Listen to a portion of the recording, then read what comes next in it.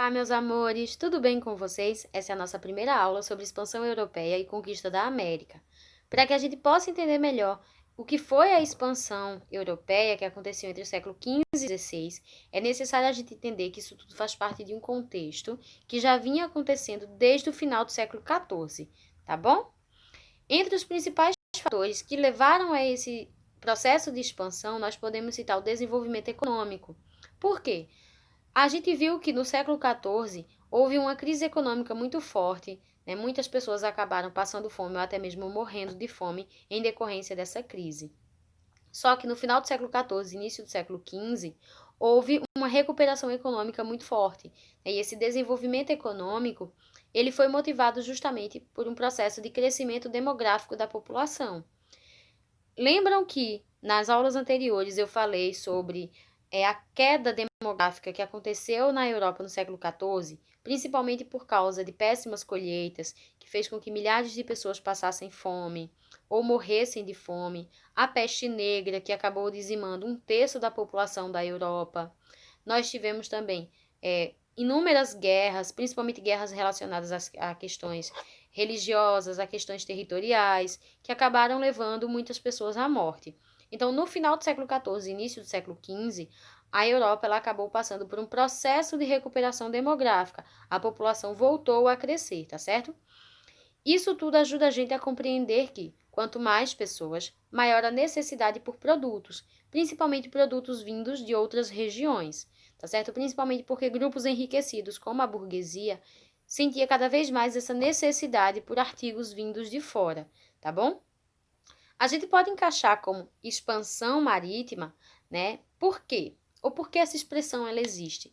É bem simples. O processo de navegação na Europa já existia, até porque a Europa ela está banhada pelo Mediterrâneo, né? A gente tem os mares do norte e várias outras áreas que poderiam ser navegadas. E realmente já existia essa questão da navegação tanto no Mediterrâneo quanto nos mares do norte, tá certo? Então eram regiões bem exploradas.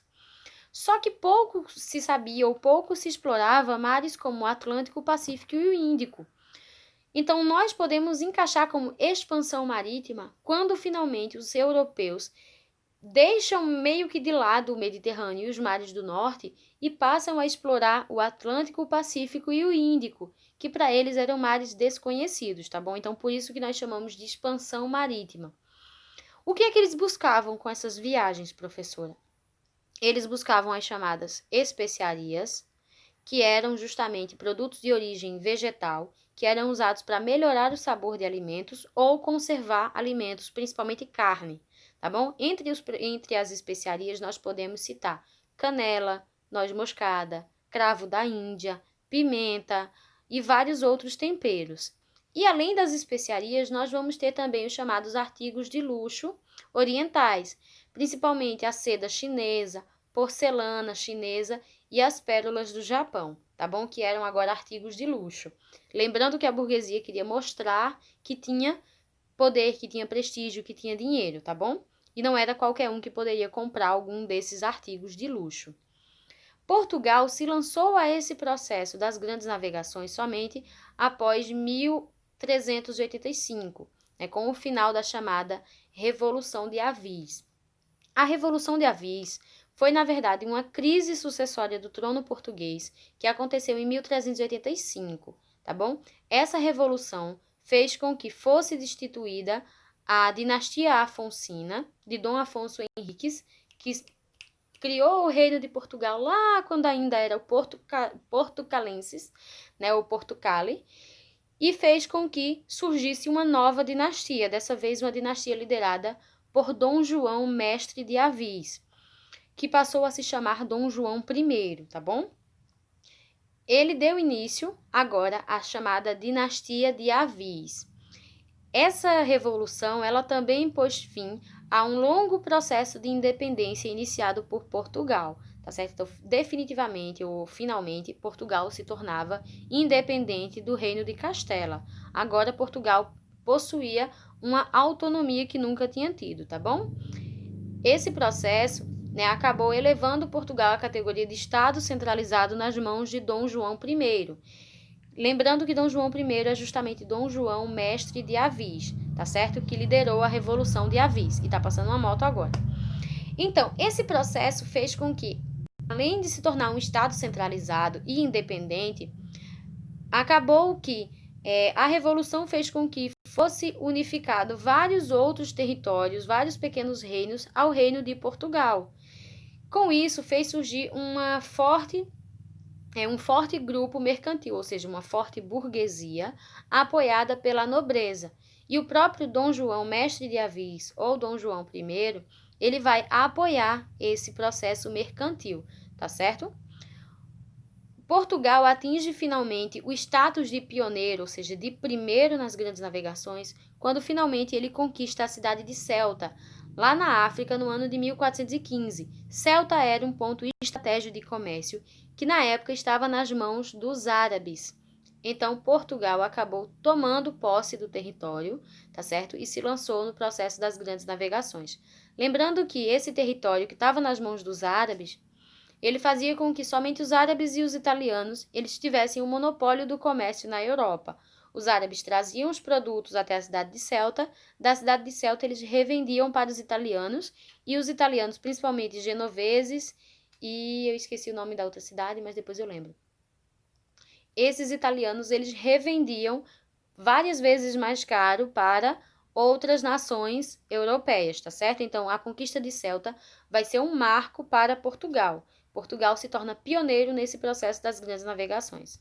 Lembrando que pioneiro significa primeiro, tá certo? Então, Portugal se lançou primeiro às grandes navegações. Vamos falar agora mais especificamente. Eita, eu acho que eu passei 2 slides. Passei, desculpa. Outro processo, é que eu acabei passando 2 slides de uma vez. Outro processo que vai marcar muito essa questão da expansão europeia é a tomada de Constantinopla pelos turcos otomanos em 1453. Constantinopla, que hoje corresponde à cidade de Istambul, era um ponto muito estratégico que ligava a Europa à Ásia, tá certo? Ela era chamada de Porta do Oriente e ela passou a ser controlada depois que foi tomada pelos turcos, e eles acabaram proibindo ou aumentando os impostos sobre os produtos que passavam pelos portos da cidade de Constantinopla. Então, isso acabou fazendo com que tanto os portugueses quanto os espanhóis não tivessem condições de continuar navegando pelo Mediterrâneo, tá bom? Já que existia uma alta carga tributária e não era qualquer um que conseguia pagar esses altos impostos. Então, Portugal se lançou primeiro ao processo das grandes navegações, só que a Espanha, ela só se lançou alguns anos depois, tá certo? Depois do casamento de Fernando e Isabel, que eram os reis católicos, Fernando de Aragão e Isabel de Castela, tá bom? Depois que eles conseguiram finalmente expulsar os árabes do Reino de Granada, é que finalmente eles conseguiram unificar seu território e se lançar finalmente ao processo das grandes navegações. Isso somente no final do século XV, tá certo? Então, a Espanha, ela passou a investir cada vez mais no seu desenvolvimento científico e humanista, principalmente porque agora Portugal e Espanha eram concorrentes, tá bom? Então, quanto mais territórios, mais rico seria ou Portugal ou Espanha, então eram concorrentes. Então, por isso que a Espanha vai passar a incentivar cada vez mais esse desenvolvimento científico e humanista, tá bom? Vamos dar destaque aqui para a Universidade de Salamanca, lá na Espanha, tá bom? Ela passou por um processo de modernização, tudo isso para que depois todos esses conhecimentos eles pudessem ser aplicados na conquista de novas rotas comerciais e também de novos territórios, tá bom? Inclusive, foi graças a todas essas inovações científicas que finalmente a Espanha chegou à América, né, no processo conhecido como Conquista da América, tá bom? Então, nós tivemos importantes descobertas científicas que puderam ajudar tanto os portugueses quanto os espanhóis nesse processo de conquistas territoriais e expansão. Alguns dos objetos que foram desenvolvidos são a bússola, o astrolábio e o leme, que puderam dar uma maior, como é que eu poderia dizer? Uma maior segurança, né, um maior direcionamento para que os navegadores pudessem viajar. Além disso, Portugal desenvolveu um novo tipo de embarcação, que são as caravelas, que eram barcos mais rápidos, barcos que conseguiam passar inclusive em bancos de areia, né? Eram barcos que poderiam facilitar muito mais a questão da locomoção, fuga, atracar rápido, aportar rápido. Então, tudo isso a caravela poderia proporcionar. E essa é uma invenção portuguesa, tá certo? Além disso, essas novas descobertas fez com que houvesse uma ampliação dos conhecimentos geográficos, isso mesmo.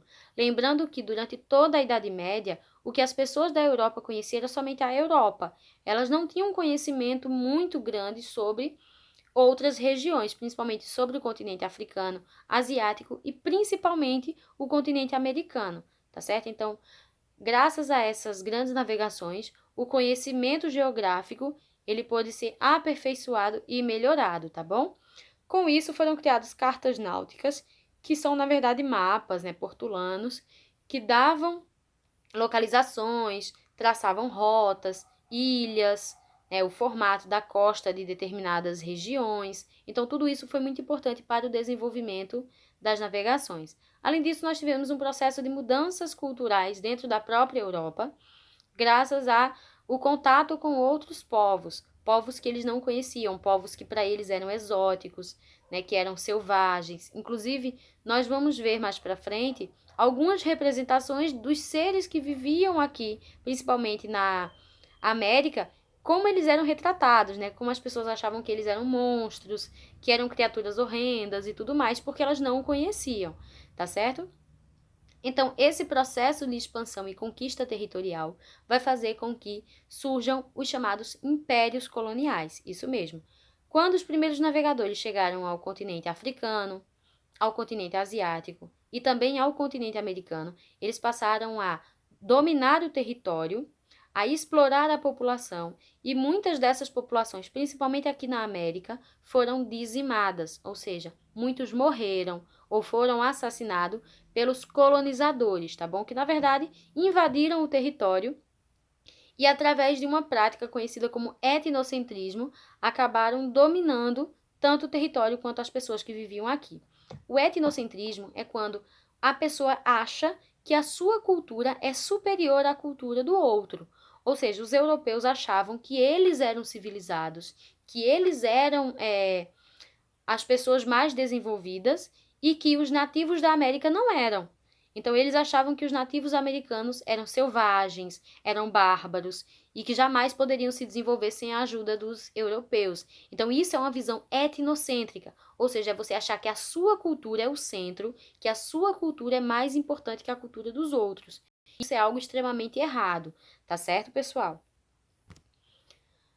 A colonização espanhola na América, ela teve início em 1492, quando o navegador genovês, ele era italiano, tá bom, da cidade de Gênova, Cristóvão Colombo propôs aos reis da Espanha navegar sentido oeste para tentar chegar até as Índias, tá certo? Ele já tinha feito essa proposta para o rei de Portugal anos antes, mas o rei de Portugal recusou.